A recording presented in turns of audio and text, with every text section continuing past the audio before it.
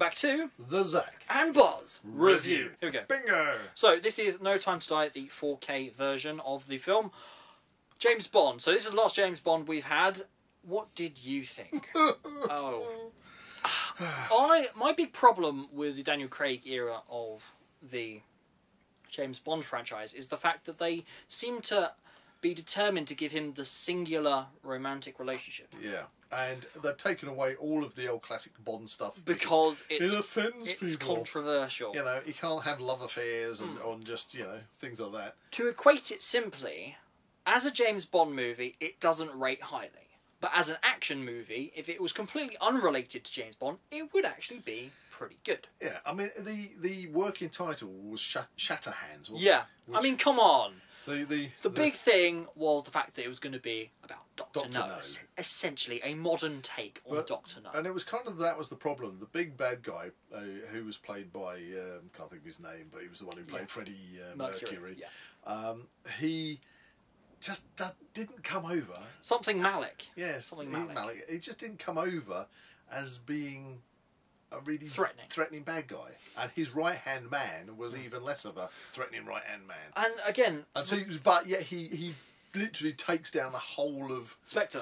That is the thing. They spend the first 4, 5 movies, however many there are, setting up Spectre as being this basically anti-MI7 thing, anti-establishment, and then worldwide, the Legion of Doom. Act 1 of this film, they kill them off. Yeah, exactly. They kill off the entire organisation. But it gets worse because they kill off James Bond.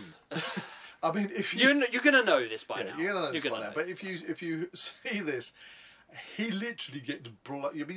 This island he's on is just blown to pieces by bombardment. And you see it. You do see it. And you kind of think, well, it's a real shame that he hasn't got some of Q's rocket boots to blast out of jetpack. Come on. They even, I mean, there's a kid in it, which is supposedly his child. Yeah. And he picks up his cuddly toy. Doo-doo. And he's carrying this toy around with him. Yeah, the rabbit. And there was an opportunity at the end of the movie to have an ambiguous ending. Yeah, if they had just had a situation where you think James Bond has been blown up to pieces, and then had that toy delivered in a box to the little girl. Yeah. So they open the box and there's the toy, and you think, leave it there. He must still be alive. Roll credits. Somehow. Roll credits. But they didn't. No. Boom. It was very decisive, that ending. Apart from when you get the end of the credits, and then it says, James Bond will return. But he's been destroyed. Make up your minds, people. I don't know. I mean, yeah, if you're going to watch Daniel Craig's Skyfall. Skyfall is Skyfall is the one. Is the one.